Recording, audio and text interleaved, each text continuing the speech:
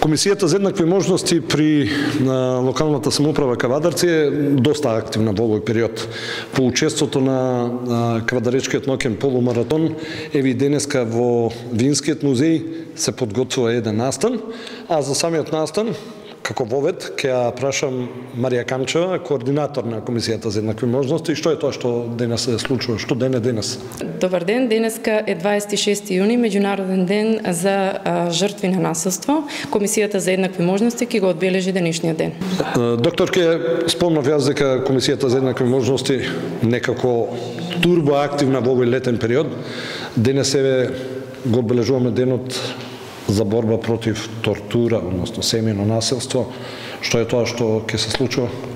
На оваа панел дискусија денеска планираме да презентираме дел од активностите на Комисијата за еднакви можности, не само во изминатиот период, туку и во наредниот период, во подолг период, од прилика период од 5 години, од 2020 до 2025 година.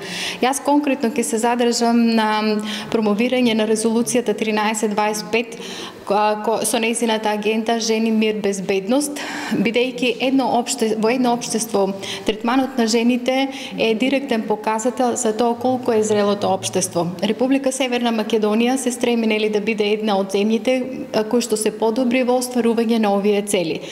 Агендата, визијата Жена, мир, безбедност, нејзината имплементација како втор национален план на Република Северна Македонија, донесен пред 25 години на Пекинската декларација, нејзината имплементација ќе биде една алатка во остварувањето на оваа цел.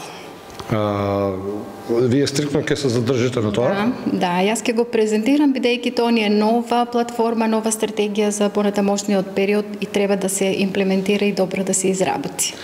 Сега ќе прашам нешто што можеби нема допирни точки со денешниот настан, но морам да го прашам. Комисијата за еднакви можности покажа дека со самото учество на полумаратонот дека жените се апсолутно рамноправни. Меѓутоа, очекувате ли на престојните избори да се потврди сето тоа? Па јас реков и на изјавата за маратонот дека жените се посилни отколку што мислиме и сакам да ја кажам изреката на Маргарет Тачер, првата премиерка на Англија, дека ако сакате нешто да кажете, кажете го на маж, а ако сакате нешто да направите, кажете го на жена.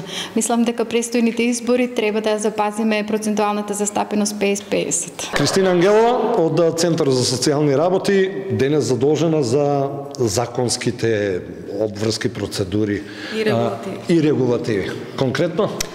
Вака, како категорија насилството се работи во нашиот Центар за социјална работа.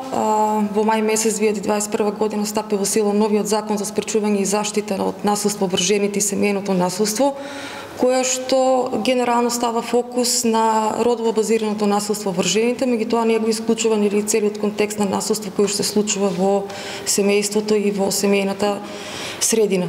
Како такво сметавме дека ќе биде добро да се презентира денеска тој закон, како и да се јавноста запознае со сите нели постапки кои што центарот ги спроведува кога треба да се заштити таа жртва на насилство.